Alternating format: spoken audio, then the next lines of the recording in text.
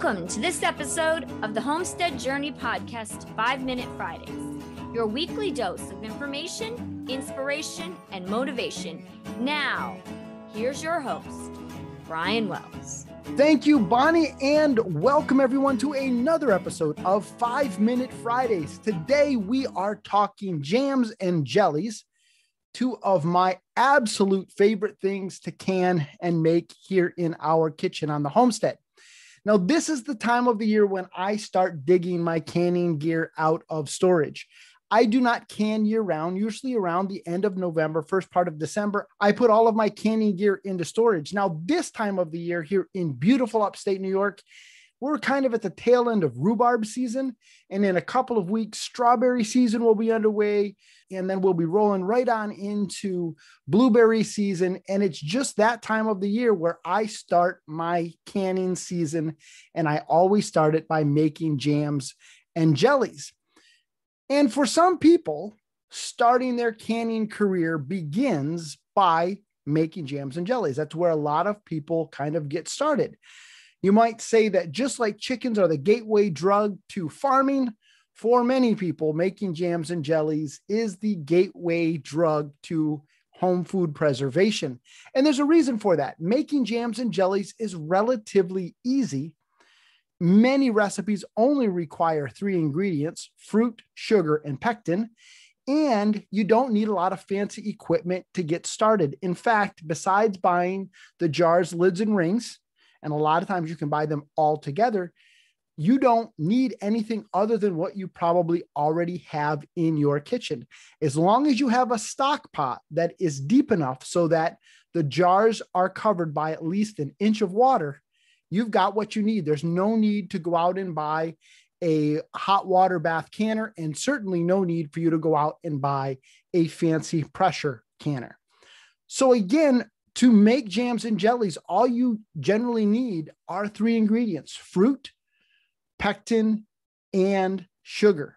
And so to get started, the easiest thing to do, what I recommend people do, is go to the grocery store and find a box of Sure Jell pectin. In that box of Sure Jell pectin is going to be a recipe. That recipe is going to detail to you exactly how much fruit you need, exactly how much sugar you need, and then you will probably need to use the entire packet of pectin. Now, there are some people who might feel like it's a lot of sugar in the regular recipe, and they're probably correct. There is a low sugar version, but other than that, do not tweak the recipe. Don't hold back on the sugar. Don't mess around with pectin amounts. Don't mess around with the fruit amounts. When you're first starting to make jams and jelly, follow the recipes to a T. If you do that, you are going to have a great chance of success. Making jams and jellies is something that is fairly easy. It is something that is a lot of fun, and you end up with a very tasty product, but it is very, very safe. Now, some people, when they go to do it for the first time, they don't always get the timing quite right. And sometimes they end up with jams and jellies that don't necessarily set up correctly. They might be a little bit on the runny side. If that happens to you, don't panic. You can use that runny jam and jelly as kind of a fruit syrup. You can use it on crepes. You can use it on French toast, on waffles, on pancakes, and even over ice cream. It's not that big of a deal.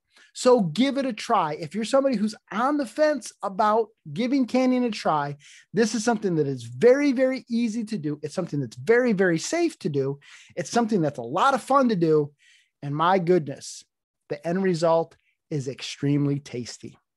All right, folks, this week's journey quote of the week is: life is a journey. When we stop, things don't go right. And that comes from Pope Francis. Have a great weekend, everybody, and I will see you here next week on 5-Minute Fridays. Brian can be reached by emailing him at brian@thehomesteadjourney.net or by contacting him via our social media accounts on Facebook, Instagram, or YouTube. If you've enjoyed this episode and you'd like to support this podcast, we invite you to become a member of the Supporting Listeners Program.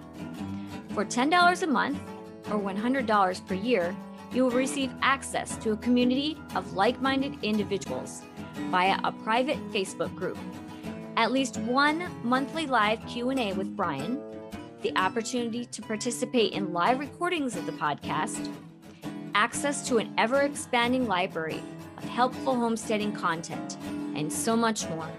Head on over to support.thehomesteadjourney.net for more information and to sign up today. As always, the music on this episode was provided by audionautics.com, so a big shout out to them. And until next time, everybody, keep up the good work.